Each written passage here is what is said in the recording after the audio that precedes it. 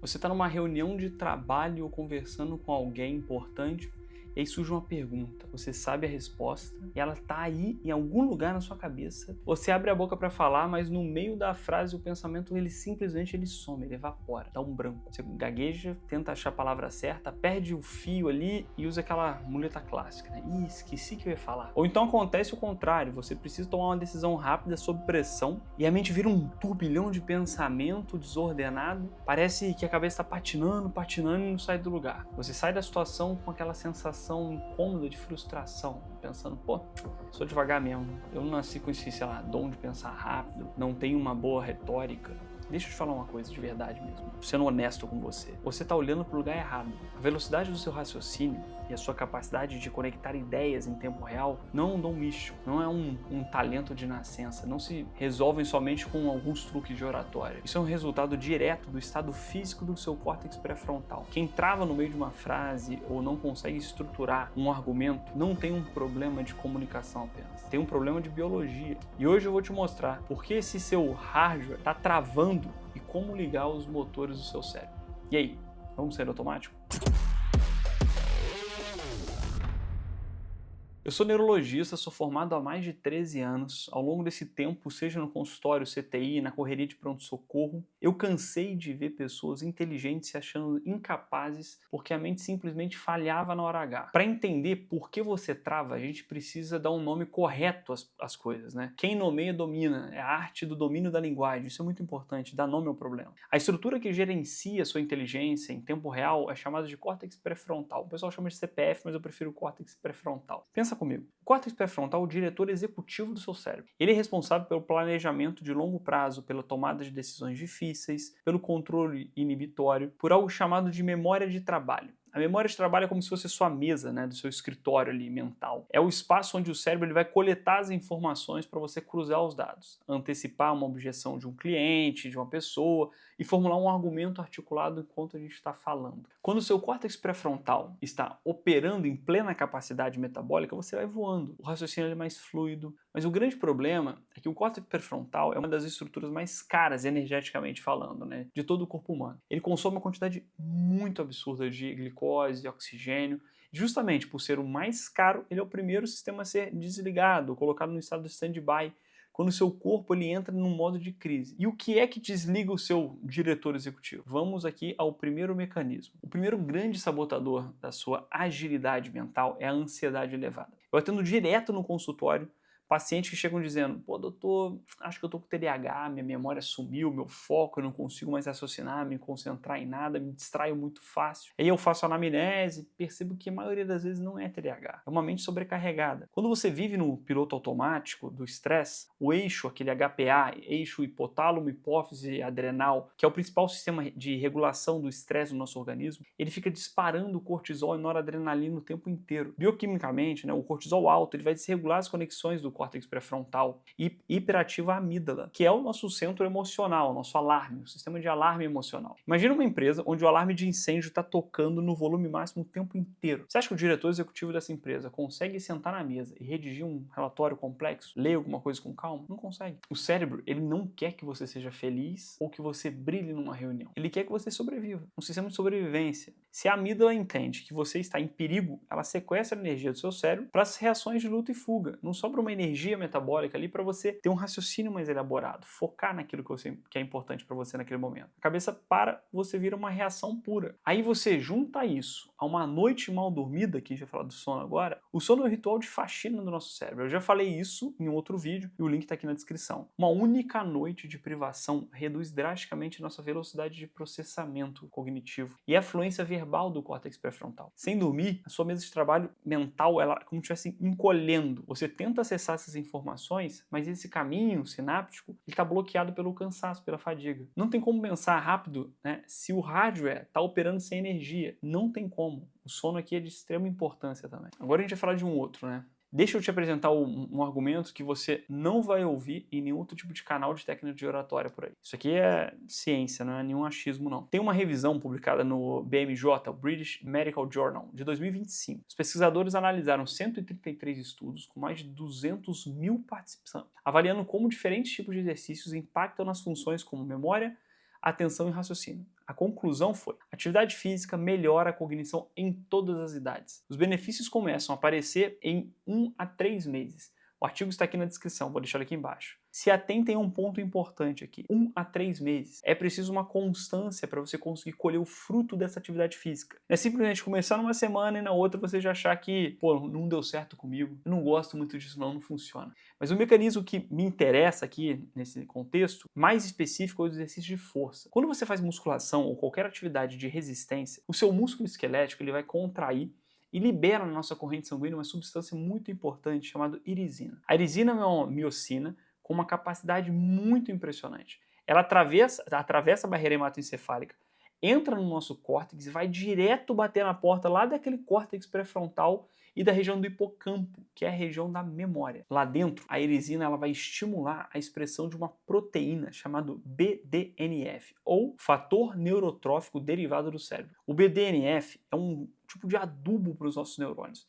Ele é responsável pela neuroplasticidade, pela formação de novas sinapses e pela sobrevivência das células cerebrais. O que isso significa no seu dia a dia? Quem faz atividade física, especificamente de força regularmente, tem mais irisina circulando, mais BDNF no córtex pré-frontal e, consequentemente, uma velocidade de processamento cognitivo muito maior. A informação corre muito mais rápido entre os neurônios. É como se eu tivesse firmado um caminho mais sustentável ali, mais forte, né? Lembrando aquele estilo de quando você está fazendo uma trilha, quanto mais você vai passando por aquilo ali, maior, mais larga fica a trilha. A irisina é como se ajudasse nisso, né?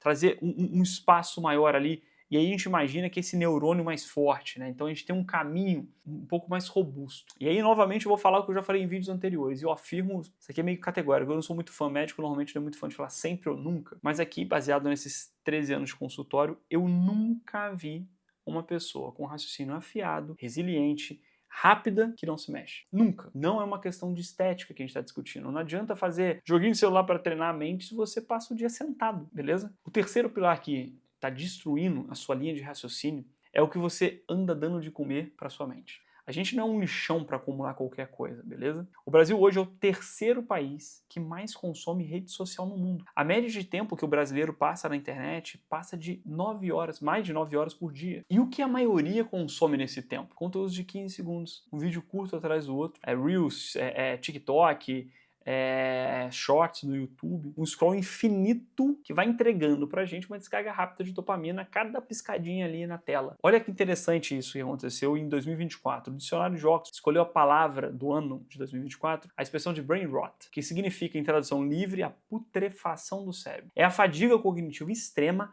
causada pelo consumo crônico de conteúdo raso. O cérebro humano evoluiu para processar informações de forma sequencial, estruturada. Para construir uma linha de raciocínio, você precisa de um começo, de um meio, de um fim e profundidade. Quando você acostuma suas sinapses com estímulos fragmentados de 14 segundos, você está atrofiando o seu córtex pré-frontal e o seu hipocampo. Isso não é uma metáfora, não é de forma alguma. Tem um estudo mostrando redução dessas estruturas em pessoas com exposição crônica às telas, resultando até mesmo em queda de QI. No consultório, eu vejo até mais tempo, tá? Eu tenho uma sequência de prints, eu já coloquei no Instagram, de vez em quando eu dou uma cutucada ali, né? Se você não sabe como fazer, você entra, se você tem iPhone, você vai em tempo de tela, aí você consegue ver a sua semana ativa, né? Muita gente deixa desativado.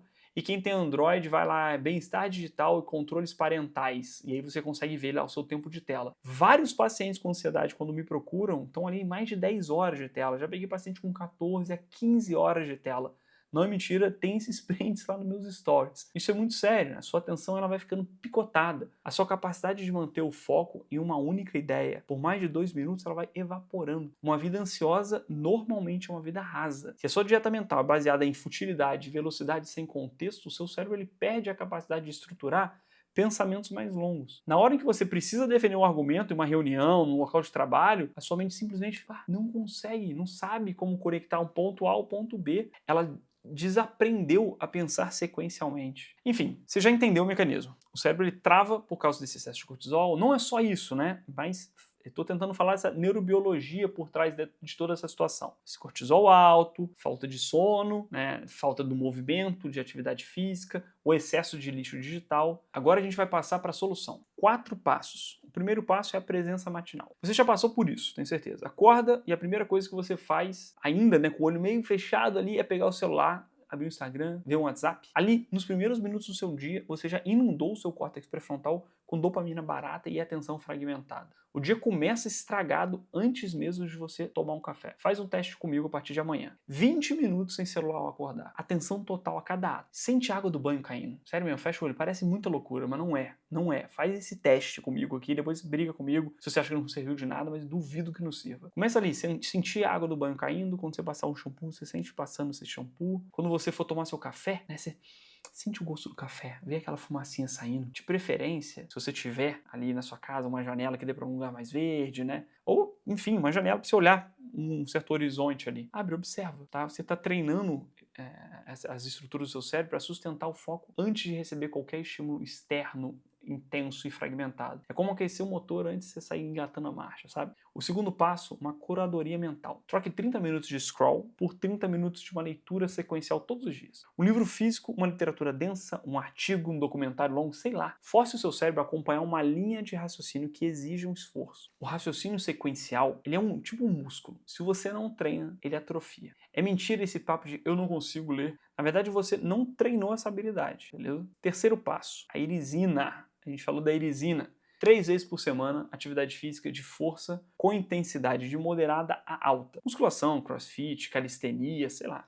Não tem como fugir. É um imposto biológico para ter um córtex pré-frontal ali, ó, com alta performance, a tempo. Isso não é negociável. Quarto passo, respiração quadrática nos momentos de pressão. Vai entrar numa reunião importante? Sente que a cabeça está ali travando uma prova?